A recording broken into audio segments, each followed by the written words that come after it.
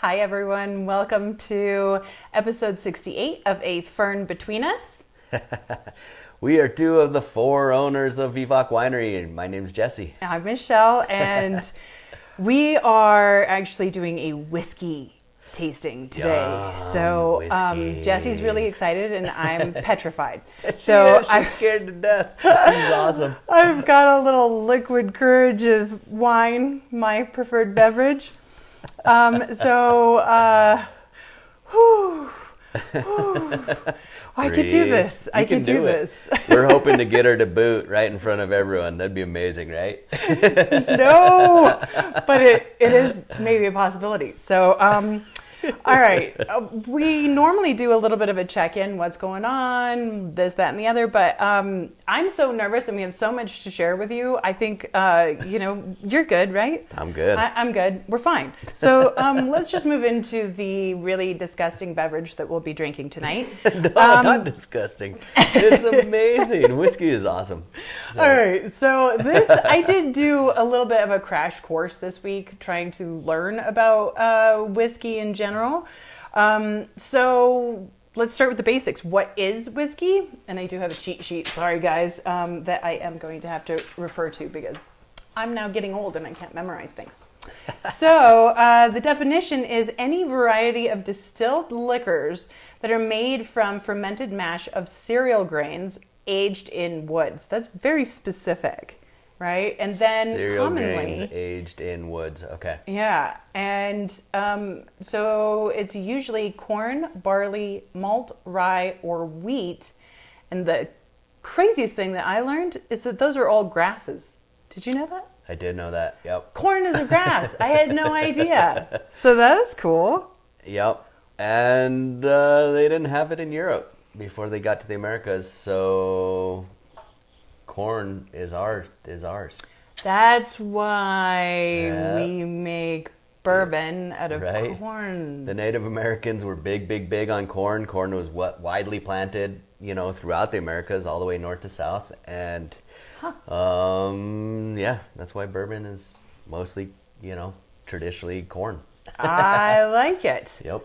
So we are going to do what is considered a traditional whiskey tasting. And of course, this is the part that I really liked because like a wine tasting and getting into all the weird little nuances of how to smell and taste. One of the things is that you select the same type of glass so that you're tasting them out of all the same receptacle. This is an old-fashioned glass, very common for whiskeys. Mm-hmm. And then we've got our glasses of water that you're supposed to sip in between. Also, we're supposed to have a dropper so that we can add water to them and see the difference, but we don't have a dropper, so we're not doing that. And then we have a glass with coffee beans to refresh your nose so that you give each one its proper attention. And then they actually recommend saltine crackers to, have in between. So that works really well. So hopefully I won't vomit because I have the saltine crackers. It worked well when I was pregnant. There you go. What is it that we're tasting, Jess? Okay, so we have we're going to start with a Japanese whiskey, which is very, very akin to a Scotch, or actually more an Irish, but they find their roots in Scotland. So Japanese whiskey. We have a bourbon, which is American whiskey, but this one happens to be have some specialty to it. I'll get to it. Yeah. And then we have a Scotch, but a super peaty Scotch, and we'll get into what that means. Yes. So and then you've got a couple, and then we'll finish with a cocktail, so we can talk about cocktails and pairings. Cocktails. There we go. At the very end. Cool. Hopefully, I'm still with you by then. So let's actually jump into one of the first questions. Okay. What is the best Scotch you've ever had? Ooh. Where and why? And this question was actually sent in by Scott Merrifield, who no way. has been part of our wine club for ever. What's and, up, Scott? Yeah, and it's his birthday today, so No happy way! birthday. Happy birthday, right on, man. And so he said that his amazing experience was with a Macallan 30. Wow. So supposedly extremely pricey. It was when he was on a work trip and his boss was feeling Nice. generous. So There you sounds go. like kind of a cool, memory to have. What is your favorite Scotch? For me, there's one Scotch that stands out, and it's not because of the Scotch, it's because of the environment I was in. Oh. I was just seriously getting into whiskeys. I was on a semester abroad down in Chile. They didn't have American whiskeys, so I ended up drinking Scotch whiskeys. I thought I was a cowboy, and I was like, well, whiskey's whiskey, right? So I was drinking Scotch. I didn't know it. It was the only kind of whiskey they really had down in Chile and all those areas at that time. Got done with the Machu Picchu Trail, and so we had hammered it out in like a couple days. It's usually a 4 or 5 day hike, and I had done it in like a day and a half, and then hiked all around Machu Picchu itself for a half a day because I had to get back to school. We had already skipped like a week of classes, which that's not probably that great or whatever. But it was starting to rain. It was like misting, and I went into the only hotel, only restaurant, anything that they have there on site at Machu Picchu. So you're up in like the canyon, and it's like misty. A rainbow came out, and I ordered the most expensive drink I could possibly fathom at that point in the middle of Peru. You're thinking it's not going to cost that much. It was a $19 1 ounce pour of Johnny Walker Blue. Gosh, and that was also, in the Middle Ages, right? You're not that old? Yeah, that old, exactly. So it was absolutely glorious. I spent a half an hour just nursing that one tiny little 1 ounce or 1 ounce of that drink, and I just sipped on it, just tiny little sips, and I just loved every second of it. After working so hard, I deserved it.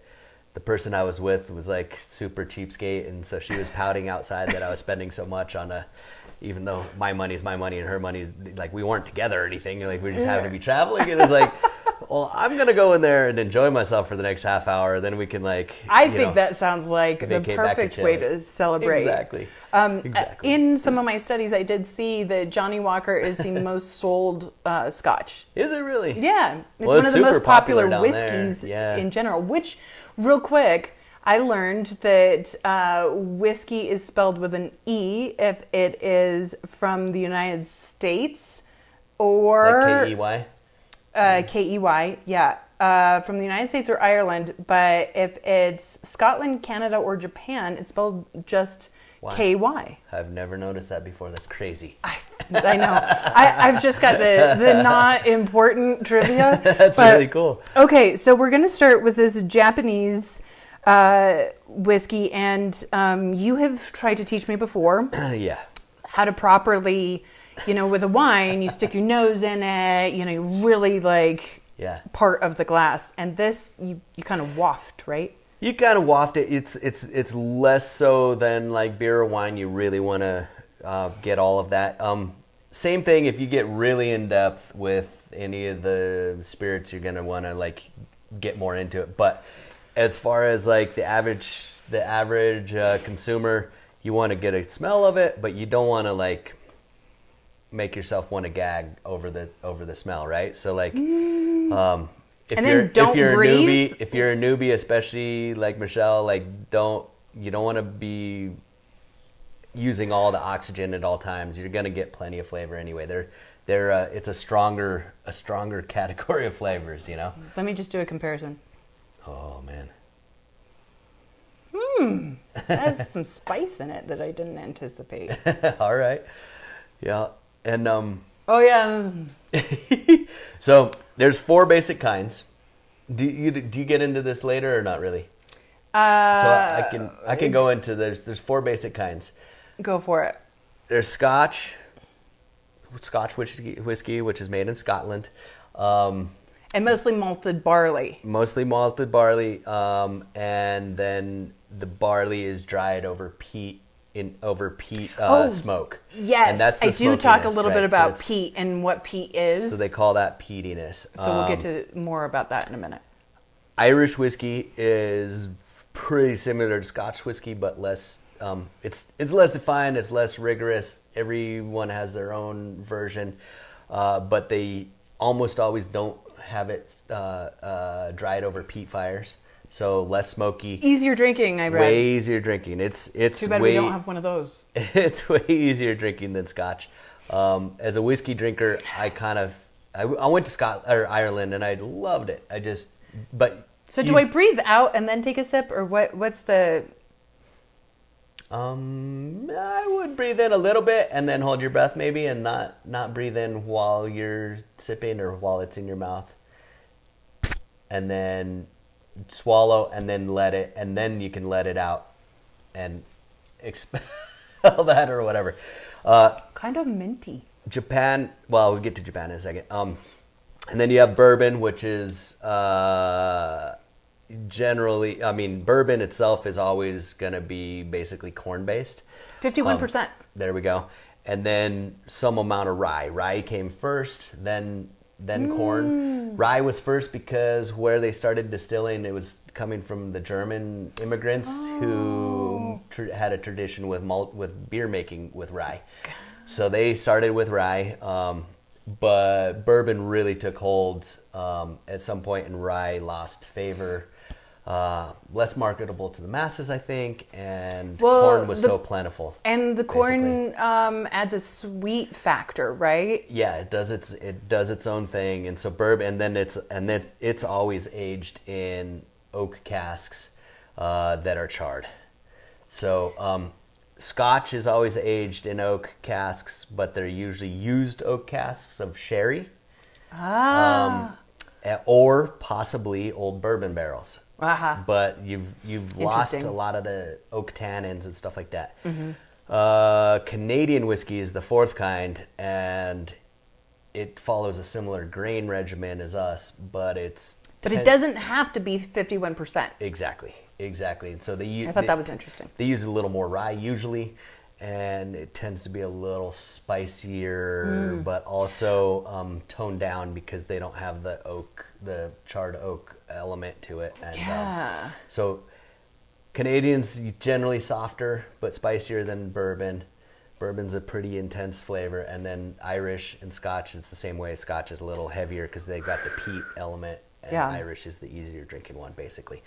And then the Japanese also make lots of grain spirits, including vodkas and other stuff, and they're really good at it. And they get their tradition basically from Scotland, but less peat as well. So they're maybe more like a Irish whiskey. I don't know. Awesome. That was a lot of great information. It's a very general sum up. But. So this to me. So this is the Japanese whiskey. And to me, it seems like it almost has like a little bit of a minty kind of aspect to it, which I find really interesting. So when you're distilling, there's all these decisions that you have to make. There's, you're brewing. Yeah, it's basically beer.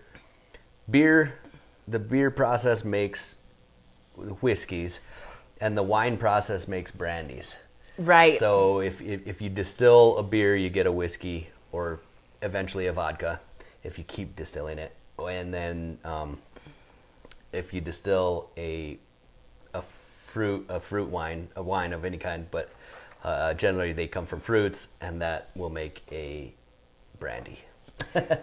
And so part of the interesting thing that I found was that there's, similar to winemaking, there's all these choices that the distiller can make. Yes. And so it's not just the grain that you're using, which of course is the base, and so that creates different flavors, but also the type of still. That is really interesting. And so according to some of the things I read, a pot still creates a more rich, full distillate, and a column still gives you more delicate, elegant kind of features. So in general, a column still will be used for sure in like vodka making, where you want the purest, non-flavorist Non-flavorous. Non-flavor, if that's a word, probably. It's not. Pot still is gonna is less exact, so you're gonna end up with more of the flavor of the grain that you're using, versus a column still where you're gonna end up stripping more of that out. In Scotland, they depend on pot stills a lot, but most of the other whiskeys are still made with a column still. And in Canada they like triple distill it, so most of the flavors coming from aging, which is kind of interesting. Okay.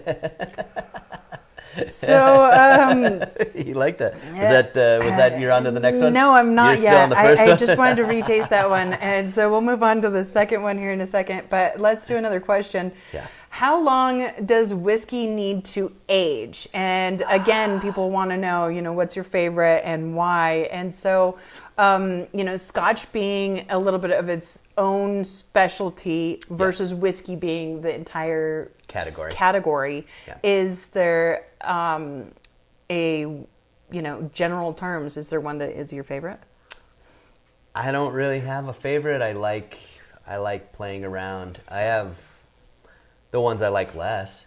I tend to as far as Scotch goes, I like a decently peaty, but super peaty gets too much for me, and not peaty enough. I'm like, kind of boring.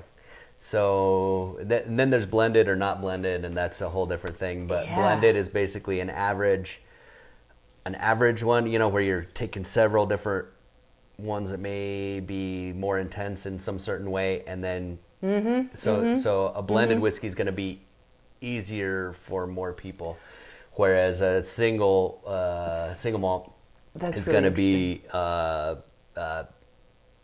specific flavor which you can tire of, or it can be too intense in some ways. So, well, and speaking of nerds don't like blended, but at the same time, blended's great. I like blended a lot. Well, and so talking about how long it needs to age, and that sounds a little bit like what you prefer. The preference is how you like the finished product to taste. And so there's, like we mentioned, a 30-year-old aged Scotch is going to be a very unique beast. And generally speaking, you're going to find the 7 to 12 out on the market more often. That you feel like you want to spend a little more money on, and you want to drink on its own. The cheap stuff, is the cheap stuff. Right. And everyone has their own, bourbon has mandates on, I think it's 3 years in oak. I can't remember, but some amount of time it has to be in an oak barrel. And then same with the Scotch, I believe, has an age limit of time in barrel or whatever. But there's ways to get faster oak into your whiskey. In Scotland, Scotch, if it's labeled Scotch, if it's labeled bourbon or Canadian whiskey or Irish whiskey, it falls under certain categories. And I don't know what the craft distiller situation is over in Europe or in Canada, but in the U.S., I think in Canada it's more like the U.S., where you get all kinds of different stuff. So you can not age it according to the laws of bourbon, and you just don't call it bourbon, you call it very similar to what's happening with wine. You could call it your corn mash whiskey, or your whatever it is, but you can't call it certain things if it's not exact. I think an important part too, as you start talking about aging, it's the same with wine and specifically port. The longer you age it, you're holding back product, but it is also evaporating, which is called the angel share. And they have that with whiskey too. So you literally have less of the product, which makes it more expensive. Yeah. And so, depending on what you like, if you like the distiller's choices and they're aging it in, say, a port barrel or something like that. Luke and Lindsay, for my 40th birthday, gave me a, what was that called? Angels something. Yeah. And it's aged in an old port barrel, and it was soft and so lovely. Whispering Angel? No. No, that's a yeah, different that's wine. a wine. But so I think that that's also, you know, what was in the barrel before, and what's the distiller's choices. You may or may not like an aged. Whereas bourbon is always going to whiskey. be brand new barrel. I don't think I like that. With its own char. Yeah, no, it's very intense and it's its own thing. And we're about to do a bourbon. Well, all right. So I don't believe this is A technical bourbon. This is not a bourbon. This is venison flavored whiskey, which means this is something. They do this with mezcals we talked about last year. There's different, there's different producers doing all kinds of different crazy stuff. But this one they put like literally some venison, deer meat inside the pot as it was distilling. So basically the whole thing, the distillate and the everything, all the stuff in the pot ends up flavored by the deer meat that's in there. And people use chicken and it gives it like a protein, it gives it a fullness. It doesn't taste like chicken A viscosity, or deer. softness, which I was initially, if you guys saw the mezcal episode, This is if you incredible haven't, stuff, by the way. you can find it on YouTube. But it blew my mind because I was revolted by it, and then that was the one that I wanted at each place that we tried. At the mezcal, they call it pechuga, which means chest, which means like breast meat, like chicken breast meat. Is what they're talking about. It's like crazy. And I feel like the aromas are kind of spicy. Yeah. And It's made almost in a like bourbon a style, but tobacco, like a cedar tasty. box. It's one of the best, stateside whiskeys I've ever had. I guess I can't call it a bourbon, but it's $60 for this tiny little thimble full of whiskey. So they also have an eau de musk, which is like they use the musk gland from a castor, the castor gland from a beaver, which is why I'm wearing my hat. And I haven't tasted that one, but I really can't wait.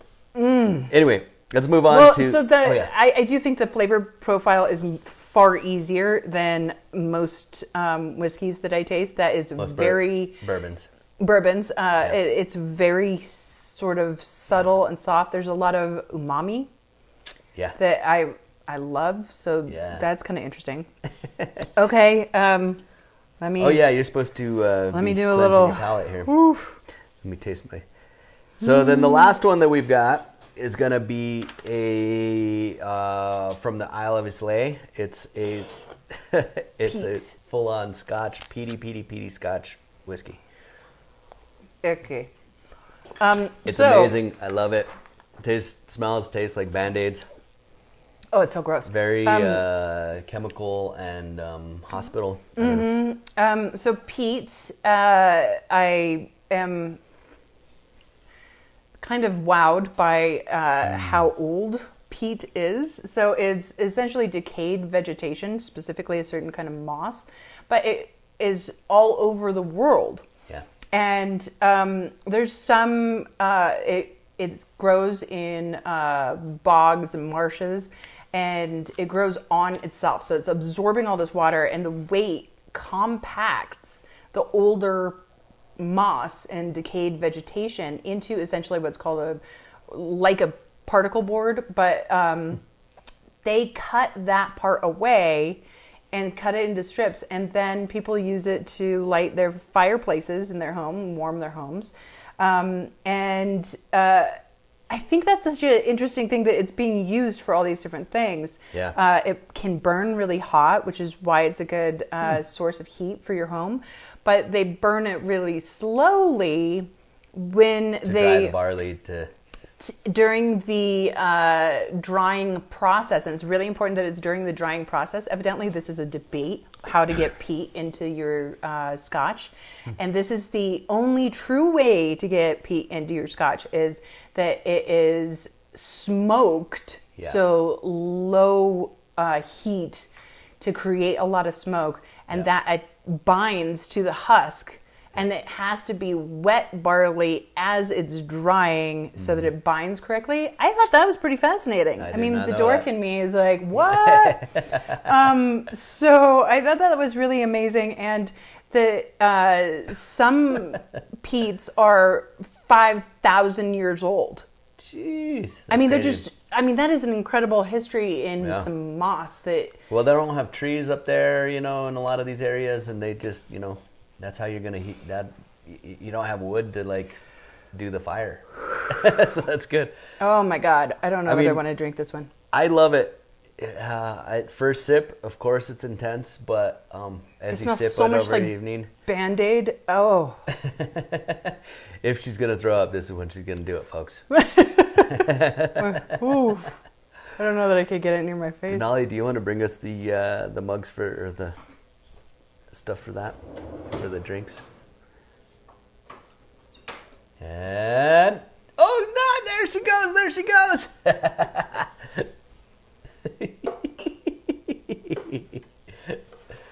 Amazingly, it has a little bit of a fruity note on the palate. Oh, I love it. I think it's amazing. Oh, obviously you are she loves sick it. Individual. Obviously, she loves it. Mama. Make it go away. Oh my God, Make it so go vile. away. Okay. Another question. So we actually kind of already touched on this. How does a distiller decide which grain to use? And that is in part where they are, right, and those rules and regulations.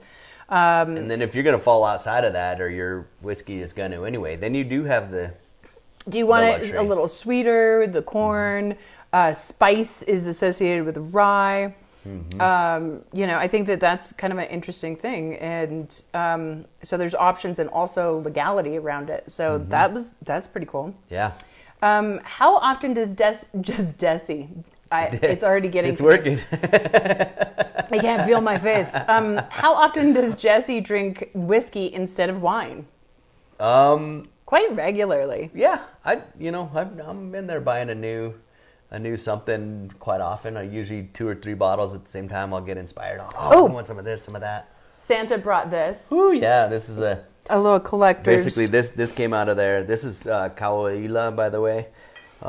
This one's called Deer Slayer. Kauaila. So this is a 3-pack of different scotches. So that was awesome. Santa's amazing. Isn't Santa so great?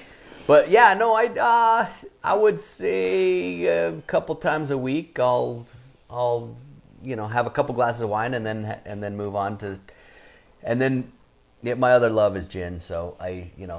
All right, do you want to pop the top on that? Okay. Yeah.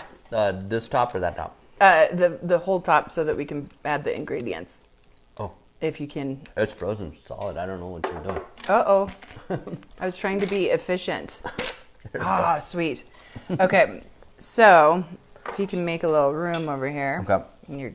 I can start drinking these if you want me to. Yes, actually, that would be. We need the I might drink that one. Okay, you can have that one. I'll have these two. Okay. Cheers. Okay. Real quick. We are going to make a couple of cocktails. So cocktails are generally known for being with other booze, other spirits.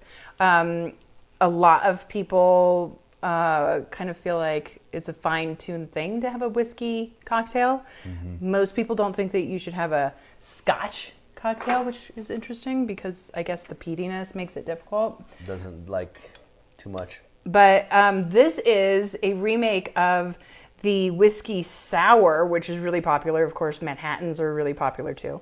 But this is kind of a highbrow version of a whiskey sour that's supposed to be really tasty, and I'm hoping that I can drink it. I ended up reading up for this. I learned that early on in American whiskey making, they often added some sugar, some kind of fruits or herbs to their whiskeys before it was bourbon, before there were laws about it, blah blah blah. And they often used cherry, which is the Manhattan. So it's like that. I mean, that's how it really, really, really does go well together. Obviously, if anybody's had a Manhattan, which most people have, those are the 2 ingredients. Really. And vermouth. And a little bit of sweet vermouth, right? Yeah. So I did go to bartending school, And so I do know how to make these drinks. I just don't drink them. All right. The reason she went to bartending school is because she met me, and I had gone to the bartending school, and she said, "You can go to bartending school? Well, I want to go." And so that's what she did immediately after I did, and became a much better bartender than I ever was. But and did it for longer too. Well, I found that was a better choice for me for a job. Yeah. Better tips. I liked the setup better than waiting tables. So it kind of back in the day. Back in the day, ladies had it harder. You know, it was like, are you really gonna go out to the tables and then have to play grab ass with the customers? You know, versus if you're a bartender, they can flirt at you, but you know it's at you because you're across the bar from them. That and they want to keep you happy because you're making their drink. Yeah. And if you're a slime ball, I won't come back to your section. Oh yeah, good point. Mm-hmm. Or if you tip a quarter, really? Right. Unless you're the most extremely friendly old man that probably just doesn't know better. Occasionally you could have gotten away with it back in the day, but all right, so we are doing one of these that is bourbon and the other one is rye. I love rye whiskey, by the way. Rye whiskey is making a comeback. It's here, it's huge, it is amazing. I love rye. I read that actually that makes a better Manhattan than bourbon, which Manhattans are known as the bourbon drink. So I also the best vodka that I've made was with a rye base. Oh, yeah, that's interesting. Yeah. Okay, so these are chilled glasses. Ice was in the shaker. It's a half a lemon. It's a teaspoon of sugar, and then shake, and then put a maraschino cherry on top. Mine is. It's the same thing, only bourbon versus rye, Yours and then is we're in going to rye. switch. Yours is rye. Mm-hmm. Okay. Well, it doesn't smell like ass, so that's nice. But wait till you taste it.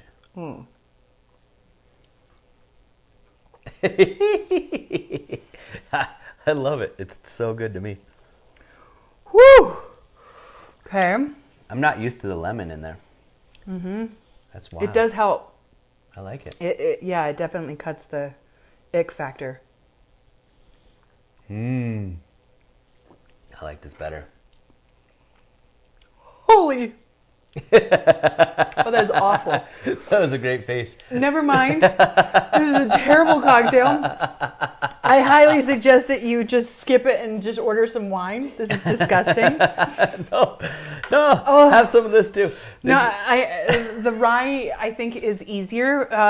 The lemon seems to kind of cut some of that harshness. It goes well with the rye. The bourbon, it's a little different, but I don't know. See, I think you should have skipped the lemon, and you'd have been set, kind of. There's also a new thing, especially in the U.S. and maybe in Canada as well, where there's a lot of playing around with flavorings. There's this. Well, almost all of them are kind of like these sweet drinks, like Southern Comfort or all that. The original. I hate that. Yeah, but you drank way more of that than you ever did of any other whiskey. So you liked it a lot, actually, compared, right? It was him making those cocktails in high school. I don't know what he's talking about. A weird one is that New Mexico is one of the biggest per capita. I think it's the most highest selling of Crown Royal, which is a Canadian blended whiskey. Crown Royal. We just sell so much of that, and Jägermeister, oddly, but they've done really well here. I don't know why. Crown They've is always been at every party that we grew up at. Yeah, absolutely. All right, so that was not my favorite, but if you're really into whiskey, give it a try. Are you gonna drink either of these or no? Or are they all mine, basically? I think pretty much. I'm going to try some of this, the Deer Slayer, a little bit more. That was really good. It was soft, it was palatable, had lots of spice and interesting flavors. It didn't burn my nostrils quite as much. My wife is drinking a whiskey called the Deer Slayer. How awesome is that? With a fermented piece of meat inside the... I like the finer things. Okay, so I do want to real quick talk about pairings. So back into what I feel comfortable. Now after tasting these, I don't know that I'm brave enough, but here's some suggestions for you guys. So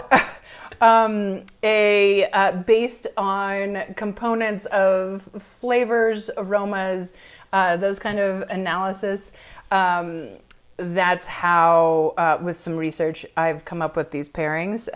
They are some interesting combinations. I'll tell you if I agree with them or not. All right, so a coffee ground rub, right? So coffee grinds, and then you rub it into a steak, and you pair that with rye. Rye is known for its earthy components and flavors, and so that can be a possibility. Yes. Super spicy. Maple sauce on salmon with red chili dusting. So, in New Mexico, we use a lot of red chili. So it gives a little bit of spice, but that earthiness as well. Mm-hmm. And that's paired with a bourbon. So that maple is ideal to pair with the sweeter notes in a bourbon. It's supposed to bring that out. If You're saying for salmon? Uh-huh. Whoa. Okay. And then Scotch, a nut fudge. So like homemade fudge. So it's got those granular sugar pieces. It's not quite as sweet, and then the nuts in it too. It's supposed to be a really nice combination with that absolutely vile and disgusting Band-Aid flavor. The Japanese is supposed to actually work well with seaweed. Of course, right? That makes sense. So a California roll, some kind of sushi roll, especially if it's spicy, because again, you get those spicy notes in the Japanese versions. Huh. And then rabbit with a berry and ginger compote to pair with Canadian whiskey. It's known to have a little bit more berry kind of elements. Dude, I would like that last one with any of the above.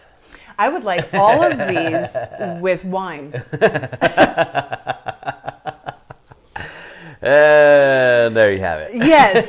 So I thought that was really intense. I thought this was great. Oh, I'm glad you thought of this idea. This is amazing, honey. Hopefully you guys enjoyed it as well. And we are going to talk about oak aging and barrels on our next episode next week. We are continuing with once a week. We're going to see how this does. A lot of people missed having us around, so we're still going to keep trying that for the next few weeks. And so keep writing in your questions. What do you want to know about barrel aging and barrels and anything else that you might come up with? Of course, we also answer all of your weird questions, so you're welcome to send any of those in too. And anything else to close out? I'd say all of the above. You don't have to be a beer person, a whiskey person, or a wine person. You can be an all of the above connoisseur of lots of fun stuff. Like, why do we have to divide? Let's just come together and decide it's all awesome. I think you're drunk. All right. Don't forget, when you plant a tree. Now, I guess when you plant a tree, you drink a bottle of wine, and that's that from Vivac Winery.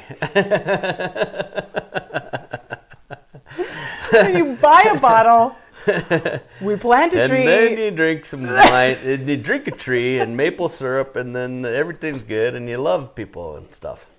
I think I am starting to see why he likes it.